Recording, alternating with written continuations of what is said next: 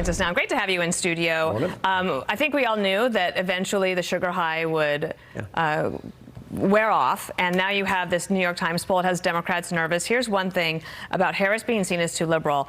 Is she too liberal or progressive? This is amongst likely voters. 47% said yes.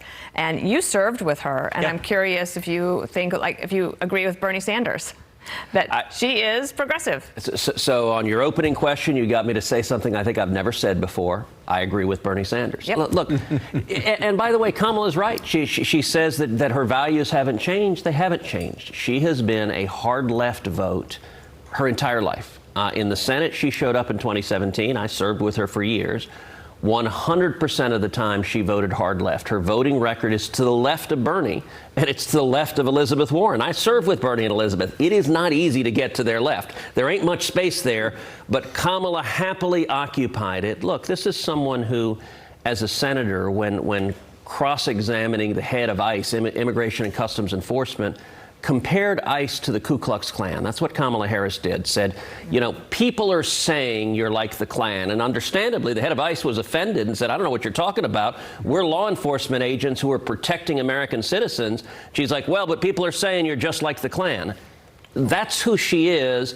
And Bernie's right. There's a reason that the left is not mad at Kamala for pretending to run away from all of her left-wing positions. Because they know she's pretending. They know it's all about, we just got to get to Election Day.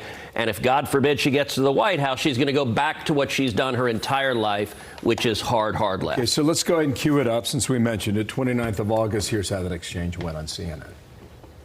Generally speaking, how should voters look at some of the changes that you've made? Should they feel comfortable and confident that what you're saying now is going to be your policy moving forward? Dana, I think the most important and most significant aspect of my policy perspective and decisions is my values have not changed. I don't know how and if that comes up on Tuesday night, but if your values are what you believe in, shouldn't your policies be also what you believe in, and vice versa? Meaning there should be no distance between the two if this is what you believe in. And it can be far left as long as you believe it. It can be far right as long as you believe it. There should be no space between those two. Look, am I wrong? You're absolutely right, but there's something more fundamental. What Kamala Harris is trying to do here is really bizarre, which is she's trying to run as the change candidate. She's trying to treat Donald J. Trump like he is the incumbent president. And that's utterly disconnected from reality. She is the current administration. And normally the way VPs run is they say, hey, we did a great job. The president did a great job. Let's continue the successes of the administration I was the VP in. Well, the problem is Biden and Harris, their policy record is a complete train wreck. And so you look at her convention speech, you look at that interview, the entire time she's saying, well, I would do this to secure the border. It's like, well, if you would do that, why don't you do that? You're in charge right now today. And so everything she's saying she would do, the way I would put it is actions speak louder than words. We know what she'll do on the border because she's been border czar for 4 years, and we've had 11.5 million people invade this country because she refuses to enforce the law. We know what she'll do on energy because she and Joe Biden have been in charge for 4 years, and they've waged a war on energy that has driven the cost of gasoline and everything else through the roof. And so I hope tomorrow night in the debate that Trump really prosecutes her record versus his record, because on almost every measure, the lives of the American people were much better when Trump was president. We had a Republican Senate and a Republican House than they are now under the Biden-Harris record. So Congress goes back into session. Yeehaw, here we go. Another few weeks of this before the election.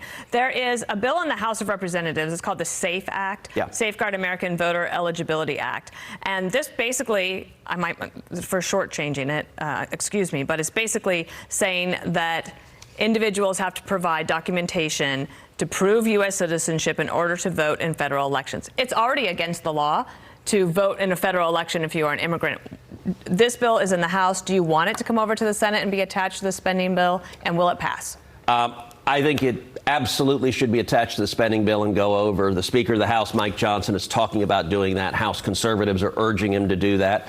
Now, predictably, in the Senate leadership doesn't want him to. So Chuck Schumer doesn't want him to, and Mitch McConnell doesn't want him to.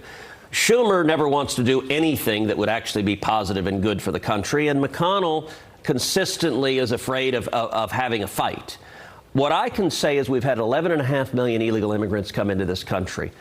Under existing law now, when they go in and they get welfare benefits, when they get government benefits, when they get driver's licenses, right there they are given a voter registration form. Right there. Across the country? Across the country. It's actually a federal law, sadly, that Bill Clinton signed into law. It's called Motor Voter. And they're given a voter registration form. Now, it is illegal for them to register to vote, but nobody checks. Nobody asks, are you a citizen? If they fill out the form, they register to vote, they're handed the form. You know, we had just in the last couple of days, actually, the U.S. Department of Justice is prosecuting a woman in Alabama, an illegal immigrant who registered fraudulently to vote and voted in 2 different elections. She's being prosecuted for that. And if you look at, I get this question all the time as I'm campaigning across Texas. Why? Why would the Democrats just open up the border, let in gangs, let in fentanyl, let in murderers and child molesters? Like, what possibly is their motivation? And I think their motivation is simple. They look at 11.5 million people and they see future Democrats. Some they think will vote illegally in this coming election. The rest they think will vote once they get control and grant amnesty and voting rights to all of them. But I think the SAVE Act is simple common sense, that if you're going to vote, you should be a U.S. citizen. We want U.S. citizens to vote, but we don't want illegal votes. The Democrats passionately oppose that, and the obvious reason why is because... Would this be constitutional? Of course it would, yeah. Quick answer. Tomorrow night, it is Trump's job to prosecute the issues that you have laid out for us today. What sort of prediction do you have? Or she's been holed up in Pittsburgh for a week. She will be ready for this. Yeah, she will. So... As you know, I do a podcast every week called Verdict with Ted Cruz. Today's podcast is entirely a preview of the debate tomorrow night. So I break down what Trump needs to do. I break down what Kamala needs to do. Tomorrow night's a big night. This is probably the most consequential day between now and Election Day. And both candidates have a lot to lose. Kamala, this is the one time they're letting her be unscripted. Her campaign team is terrified for her to answer questions. They keep her locked up in Joe Biden's basement. She reads from the teleprompter.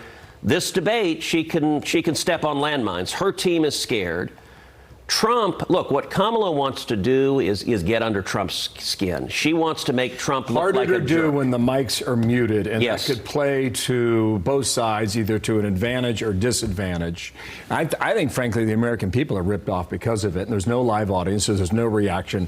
We're going to see the same rules we saw in late June. We'll see how it goes. All right, one question. What are the odds tomorrow night that she says the words, "I'm speaking"? I put it at 100%. You're probably right. Yeah. But if he doesn't have the opportunity to interrupt her, she does not have the opportunity to say She's going to find a way to say it anyway. Okay, we'll see. But I think she's frustrated. I think that was the main reason she wanted the mics on, is she wanted to say, "I'm speaking." Well, I know her team fought hard a week ago to change that rule in the Trump team. It worked to Trump's advantage with Biden. It did. So, all right. Thank you, Senator. Thank you. Good to see you. Ted Cruz.